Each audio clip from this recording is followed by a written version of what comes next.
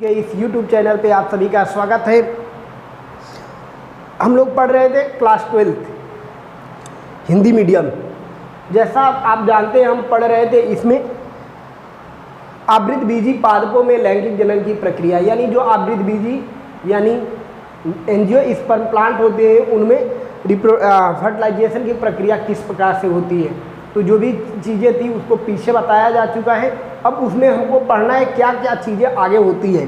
तो इसमें पढ़ना था परागकोश का विकास तथा लघु बीजाणुधानी या पुम बीजाणुधानी अथवा सूक्ष्म बीजाणु जनन, यानी परागकोश में परागकणों के बनने की जो प्रक्रिया होती है उसके बारे में पढ़ना है। यानी परागकोश कैसे बनते हैं और परागकोश में परागकण यानी सूक्ष्म बीजाणु जनन कैसे बनते हैं उसके बारे में पढ़ना है। आइए देखते हैं जो परागकोश होते हैं, यानी जिसको हम पालन सैक के नाम से जानते हैं। ठीक है, पालन सैक क्या होता है और उसमें किस प्रकार से बीजाणुओं यानी स्पोरो माइक्रोस्पोरोफिल का निर्माण होता है अथवा परागकणों का निर्माण होता है। देखिए जो परागकोश में परागकणों का विकास होता है, यानी परागकोश में यानी पालन सैक में परागकणों के विकास की प्रक्रिया होती है। इस विकास के प्रक्रिया को या इस परिवर्धन की प्रक्रिया को ही हम क्या कहते हैं, पुम बीजाणु जनन या सूक्ष्म बीजाणु जनन अथवा परागकणों के निर्माण की विधि के नाम से जानते हैं। यह एक जटिल प्रक्रिया होती है जो विभिन्न चरणों से होकर के संपन्न होती है और यह परागकण जब बन जाते हैं तो वही क्या करते हैं, लैंगिक जनन की प्रक्रिया में भाग लेते हैं। अब देखते हैं जो परागकोश को देखने पे ऐसा प्रतीत होता है, यानी जो नए परागकोश बने होते हैं, पालन सैक बने होते हैं, उनको देखने पे नए परागकोशों को देखने पे ऐसा प्रतीत होता है कि अगर इनका टीएस काट करके देखा जाए तो इनका जो निर्माण हुआ रहता है वो विभजोतक कोशिकाओं यानी मेरिस्टेमेटिक कोशिकाओं के द्वारा इनका निर्माण हुआ रहता है। मेरिस्टेमेटिक कोशिकाओं के द्वारा जब बन जाते हैं तो यही बाहरी आवरण का निर्माण करते हैं। जैसे परागकोश की संरचना आप देखेंगे तो ऐसे ऐसी संरचना होती है, मतलब 4 पालियों में बटे होते हैं। ठीक है, और इनका अगर ऐसे टीएस काट दिया गया है तो इसमें सूक्ष्म बीजाणु बनते हैं और ये जो बाहरी आवरण होता है इसका निर्माण जो होता है, ये वाली जो संरचनाएं होती हैं परागकोश के, ये बाहरी आवरण बन जाता है और इसके जो अंदर बना हुआ भाग होता है ये मेरिस्टेमेटिक कोशिकाओं का बना होता है। और जो बाहर की आवरण होती है जिसको एपिडर्मिस यानी बाह्य दल के नाम से जानते हैं। ठीक है, यह जो परागकोश होते हैं देखने में अंडाकार संरचना के होते हैं।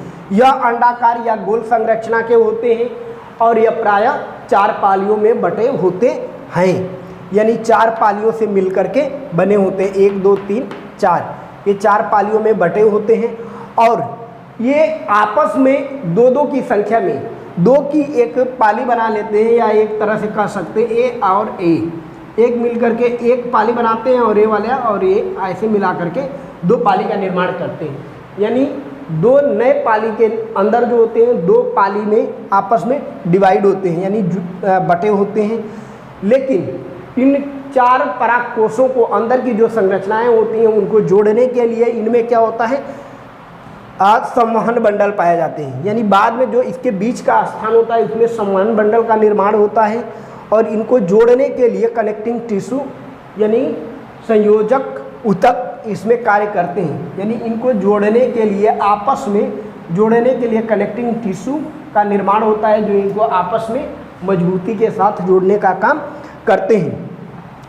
अब इसके बाद देखते हैं इसका अंतः स्तर के नीचे की स्तर जो होती है, इनके अंदर की जो अंतः स्तर की संरचना होती है वह 1 से लेकर के 5 कोशिकाओं की भित्तियों से मिलकर के बनी होती है। यानी 1 से लेकर के 5 की संख्या में जो कोशिकाएं होती हैं वे मिलकर के इसकी संरचना बनाते हैं। यानी ये भित्तियाँ जो होती हैं बाद में भित्ति कोशिका या मध्य स्तर बनाती हैं। यानी 1 से 5 जो स्तर होती हैं भित्तियों का उसी को मध्य स्तर कहा जाता है और इसके नीचे जो होता है टेपिटम का निर्माण होता है। टेपिटम एक तरह से कह सकते हैं जैसे जंतुओं में जो देखा जाता है प्लेसेंटा होता है, या उल्बवेधन के नाम से जानते हैं। जैसे भ्रूण माँ के गर्भ में पल रहे होते हैं, यानी यूट्रस में होते हैं, तो उस कंडीशन में उसको कह सकते हैं पोषक तत्वों को प्रदान करने का काम करते हैं, यानी पोषण को प्रदान करने का काम करते हैं। वैसा ही कार्य जो होते हैं टेपिटम बीजाणुओं के लिए होते हैं। मतलब जो पराग कणों का निर्माण हो रहा होता है, तो उन पराग कणों को भोजन प्रदान यानी पोषक तत्वों को प्रदान करने का काम जो करते हैं वह क्या होते हैं, टेपिटम करता है। ठीक है, इसके बाद देखते हैं टेपिटम की जो टेपिटम का निर्माण होता है, टेपिटम का जो निर्माण होता है अंतःसूत्री विभाजन द्वारा होता है। या जो पराग कोशिकाएं होती हैं उनमें अंतःसूत्री कोशिका विभाजन होती है और इसी के द्वारा टेपिटम का निर्माण होता है, जो बहुगुणित हो जाते हैं। मतलब बहुगुणित का मतलब जैसे आप पढ़े होंगे या जानते हैं कि जैसे अर्धसूत्री विभाजन होता है, तो अर्धसूत्री विभाजन में जो कोशिकाएं होती हैं, मातृ कोशिका या जो लैंगिक जनन की कोशिकाएं होती हैं, एक कोशिका 4 कोशिकाओं में विभाजित होती है।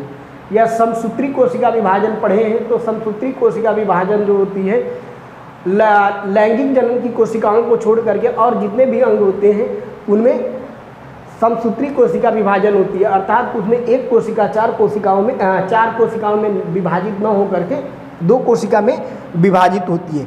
लेकिन जो टेपिटम की यानी जो टेपिटम के बनने की प्रक्रिया होती है अंतःसूत्री कोशिका विभाजन के द्वारा बनती है और यह बहुगुणित होती है। मतलब बहुगुणित का मतलब है बहुत सारी कोशिकाओं से मिलकर के इनका निर्माण होता है और यही बहुगुणित कोशिकाओं के द्वारा ही क्या होते हैं, यही बहुगुणित टेपिटम का निर्माण करते हैं, जो सूक्ष्म बीजाणुओं को यानी माइक्रोस्पोरोफिल होते हैं उनको पोषण प्रदान करने का काम करते हैं। अर्थात सूक्ष्म बीजाणु या परागकण या पुंधाणु या लघु बीजाणुधानी होते हैं, उनको भोजन प्रदान करने का जो काम करते हैं इसी टेपिटम के द्वारा होता है। टेपिटम का स्तर एक विशिष्ट संरचना की बनी होती है, यानी जो टेपिटम की अंतः संरचना जो होती है वो एक विशिष्ट प्रकार की संरचनाओं से बनी होती है। ठीक है, अब टेपिटम का जानते हैं कि मुख्य कार्य जो होता है पौधे के जो यानी परागकण होते हैं, परागकणों को पोषण प्रदान करने का काम करते हैं। ठीक है, इसके बाद देखते हैं जब परागकणों का निर्माण होता है तो इसमें जो माइक्रोपोर या माइक्रोपोर मदर सेल का डेवलपमेंट होता है, यह 2 प्रकार से होता है। यानी एक बीजपत्री पौधों में अलग प्रकार से और द्विबीजपत्री पौधों में अलग प्रकार से इसकी प्रक्रिया संपन्न होती है। अब देखेंगे जो मदर सेल होती है, जो परागकण जो बनते हैं उसकी मदर सेल जो होती है एक बीजपत्री में क्या होते हैं, एक गोल संरचना बनाती है और इसके जो क्या बोलते हैं, इसका ये जो कोशिका होती है पहले 2 भागों में जैसे टूटते हैं, या इसको देखा जाए ऐसे कह सकते हैं।